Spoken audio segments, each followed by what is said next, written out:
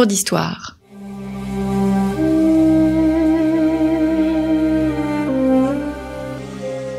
Une émission de la rédaction de Storia Voce.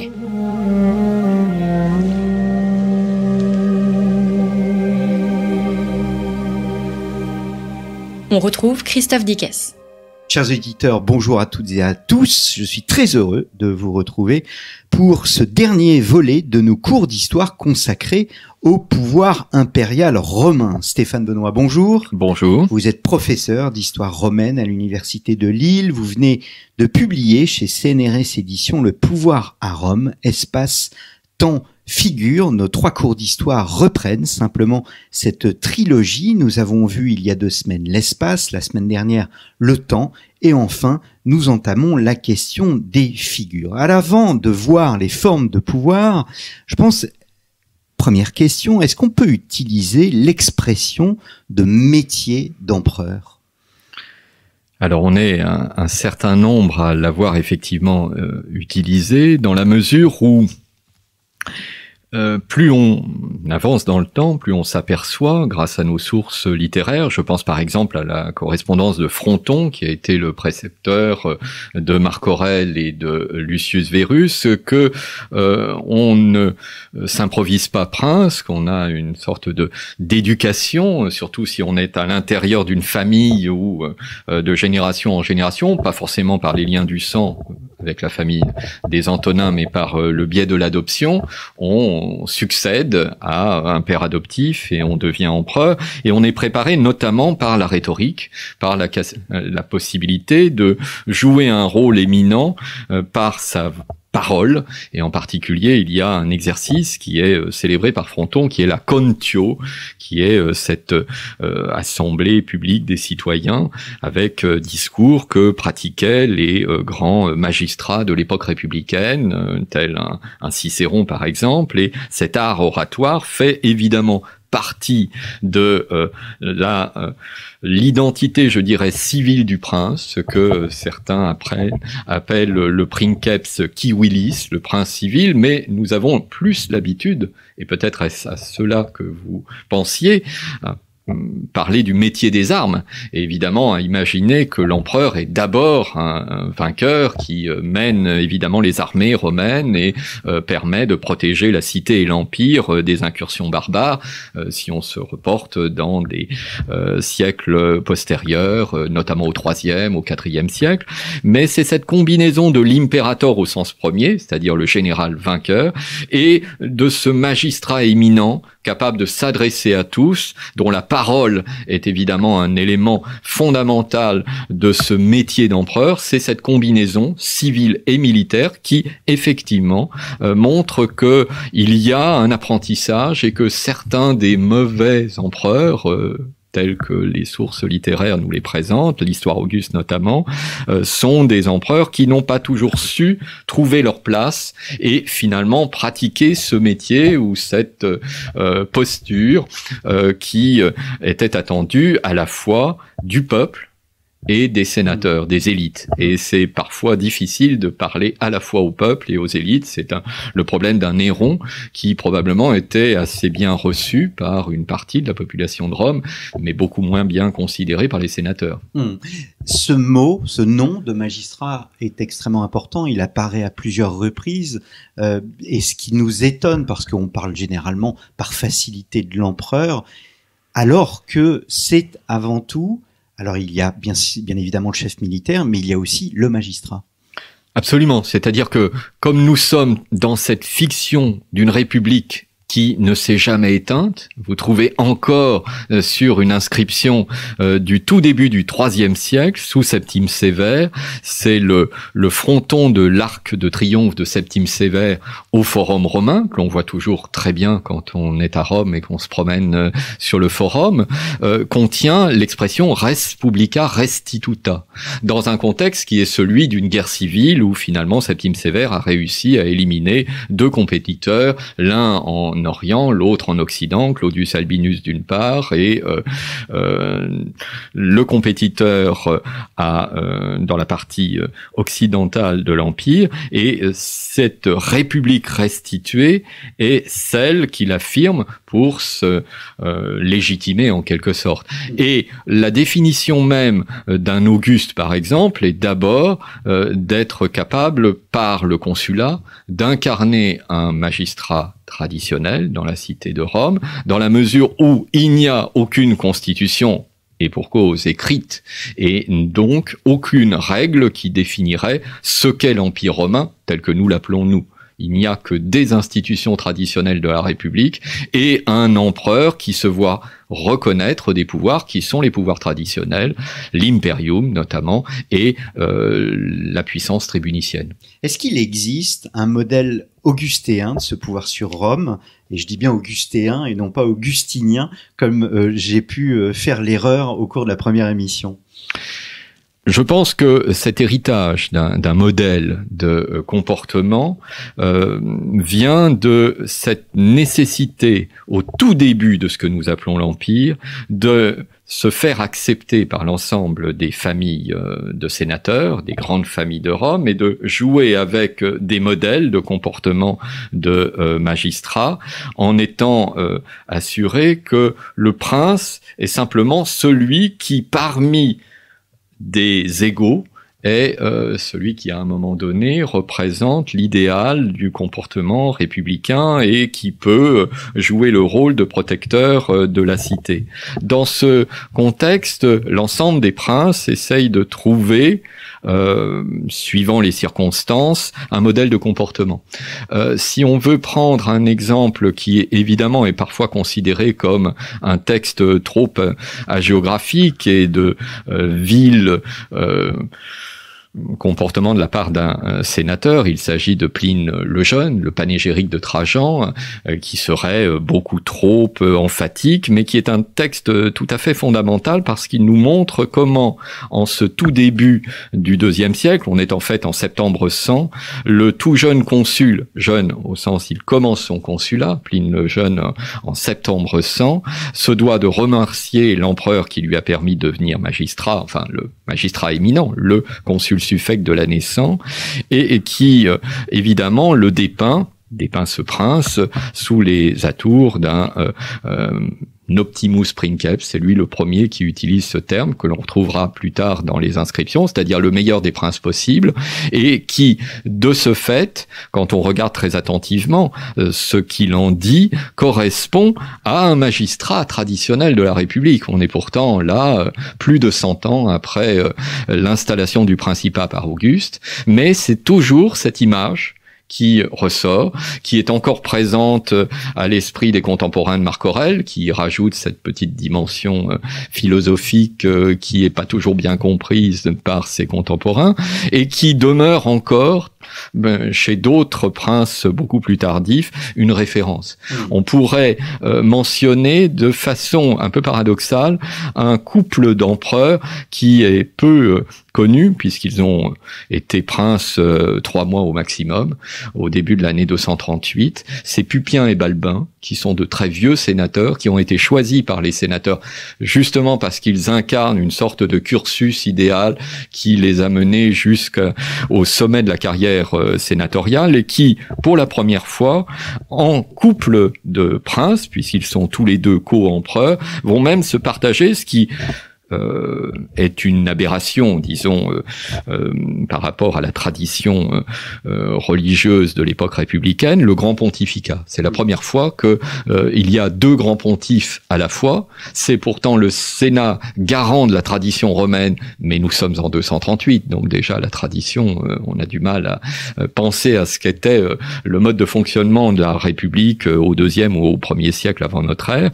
Ces 2 princes se partagent une prêtrise qui théoriquement est une prêtrise unique, et vous êtes dans la collégialité parfaite. On a l'impression que là on revit un moment de république avec 2 princes qui se partagent tous les pouvoirs et même le grand pontificat, et vous voyez qu'on joue sur tradition, innovation. C'est une innovation radicale qui théoriquement annihile tout le passé traditionnel de ce que représente le grand pontificat, mais en même temps, on affirme la longue durée de cette histoire républicaine. C'est comme ça qu'on joue. Il y a donc une forme de pouvoir normatif. Est-ce qu'au fond, c'est une monarchie qui ne dit pas son nom? On l'a un peu effleuré dans la première émission. Je vous pose la question aujourd'hui. Il est certain que si vous prenez les témoins de ce qu'est l'Empire romain qui écrivent en grec, pensez par exemple à Cassius Dion, ce sénateur bithynien, donc qui connaît bien les institutions romaines pour en faire partie, et qui écrit à l'époque de Septime Sévère, Caracalla et Alexandre Sévère, une monumentale histoire romaine qui est une de nos sources majeures pour traiter à la fois de l'époque républicaine et de l'époque impériale. Cet auteur n'hésite pas, en grec évidemment, à parler du prince comme un basileus, un roi. Et donc pour les Grecs, ça ne pose pas vraiment de problème. Mais à Rome, évidemment, le poids de ce qu'on appelle réellement la royauté romaine, et ce qui est vécu comme une royauté qui en partie est une royauté étrangère, disons-le ainsi, c'est-à-dire la présence des rois étrusques à Rome, a été reconstruit comme le modèle à rejeter. Et un mauvais magistrat à l'époque républicaine est dénoncé par ses adversaires comme souhaitant être roi. C'est de l'affectatio regni, celui qui affecte de vouloir être roi, et c'est évidemment un des arguments qui a décidé les conjurés de 44 à assassiner César, parce qu'il souhaiterait être roi. Alors, naturellement, la nature de ce pouvoir évolue sur la longue période que vous traitez.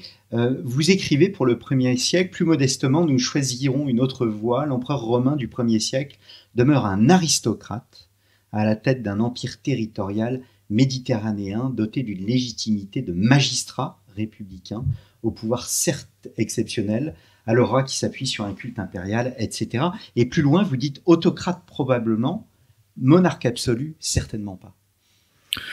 Non, effectivement, dans la mesure où, comme je le soulignais tout à l'heure, il n'y a pas de constitution, donc on est dans un mode de fonctionnement qui, de toute façon, doit, à chaque changement de prince, réinventer l'identité même du successeur par rapport à son prédécesseur. Donc, effectivement, on est dans un mode de fonctionnement qui est d'abord nobiliaire, dans la mesure où tous les princes de la famille d'Auguste sont les membres de ces deux grandes branches que sont les Iulii, les Jules, et les Claudii, les Claudes, donc sont des aristocrates au sein d'autres aristocrates, sauf qu'ils ont, par leur victoire, gagné une place essentielle dans l'espace politique de Rome et de l'ensemble de l'Empire. Évidemment, plus on avance dans le temps, plus on arrive avec des portraits de princes qui ne ressemblent plus à ces aristocrates du début du Principat.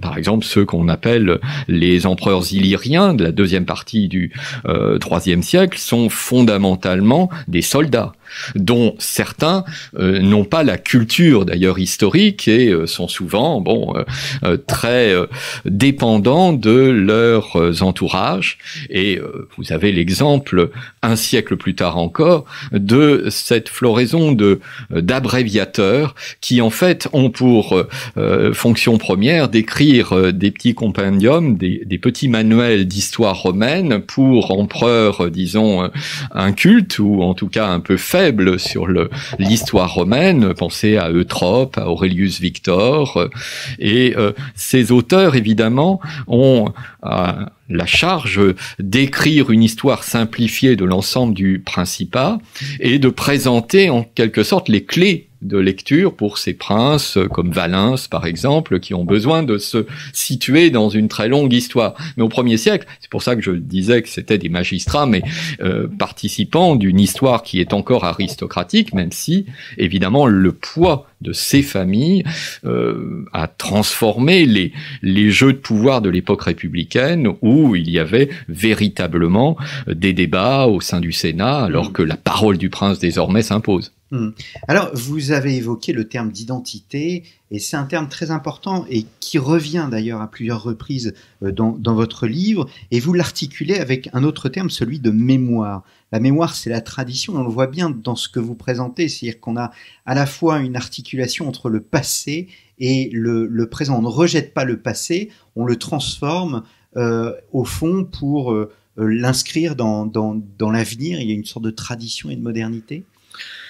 Oui, effectivement. Alors, je reconnais que c'est parfois une facilité que d'utiliser le terme d'identité. Bon, il est certain que dans une cité comme la cité de Rome, le mot n'existe pas, et il n'est forgé que dans un contexte chrétien, quand il s'agit au cours du IVe siècle, de forger dans les débats qui sont parfois très difficiles sur la nature du Christ par rapport à son Père, et donc la conception de la Trinité.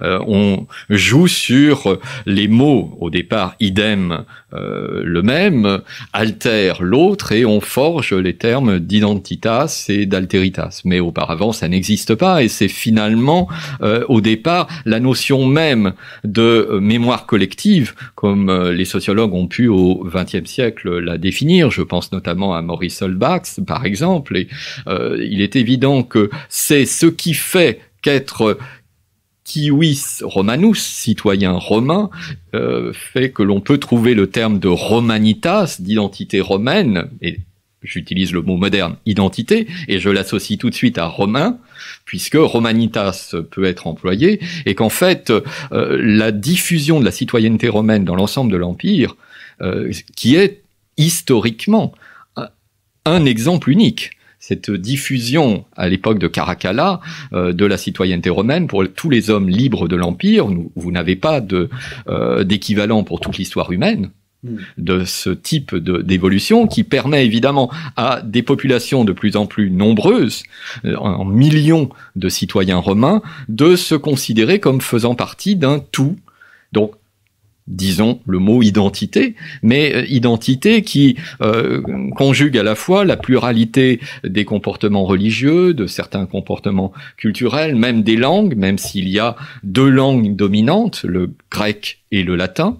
Il y a encore un certain nombre de langues qui parfois sont même parlées par les princes. Septime Sévère, dont je parlais tout à l'heure, en cherchant d'ailleurs le nom de ses compétiteurs, j'ai réussi à vous le sortir, donc il n'y a pas que vous qui pouvez chercher des fois un mot. J'ai sorti Claudius Albinus, qui est bien le compétiteur en Occident, qui sera défait à Lyon, et auparavant Pescennius Niger, j'ai pas donné son nom, mais qui était à Antioche et qui était un compétiteur sur le côté oriental de l'Empire. Septime Sévère est présenté, parfois un petit peu de manière caricaturale, mais comme un Africain, ce qu'il est, de la cité de Lepsis Magna, et très probablement locuteur de punique. Donc il y a cette pluralité des langues, même s'il y a un rouleau compresseur, latin en Occident, grec en Orient, et que ce bilinguisme est l'identité majeure, si on reprend le mot d'identité, pour l'ensemble des populations de l'époque. Mais la cité de Rome, en tant que modèle,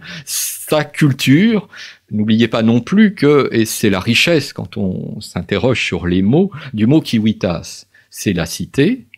C'est donc ce qui est lié à une identité, politique, c'est la citoyenneté, mais c'est aussi la culture et la civilisation. Donc vous voyez, on est dans un jeu de poupées russes, et finalement, l'homme romain, vous voyez qu'on est trop centré à cette époque sur l'identité, vous le savez, politiquement, qui n'est celle que des hommes et pas des femmes, même si elles sont très importantes, notamment dans les familles impériales, mais politiquement, seul l'homme, donc on parle de l'identité de l'homme romain, et cette identité, elle passe par un statut civique, la citoyenneté, elle passe aussi par une langue qui est d'abord le latin, et elle passe par un certain nombre de comportements qui sont de nature religieuse et culturelle. Et donc, c'est cet ensemble d'éléments qui constitue une mémoire collective qui va jouer un rôle sur la longue durée, à Rome et dans l'ensemble des cités de l'Empire, ce qui fait que vous pouvez avoir en pays hellénophone des communes au sens du droit romain des colonies, comme la colonie de Beyrouth, qui parle au départ latin, où le droit romain existe comme une école juridique très forte et qui néanmoins sont en confrontation avec de nombreux populations qui parlent le grec, voire d'autres langues encore, comme l'araméen. Et c'est cette pluralité qui crée une identité collective, une mémoire collective avec un agrégat d'histoire individuelle.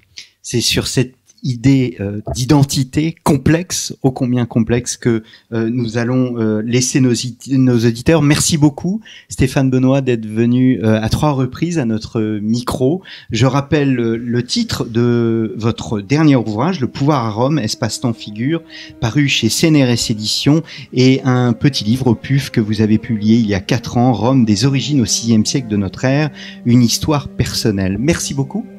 Merci à vous de m'avoir accueilli. À très bientôt pour une nouvelle série de nos cours d'histoire.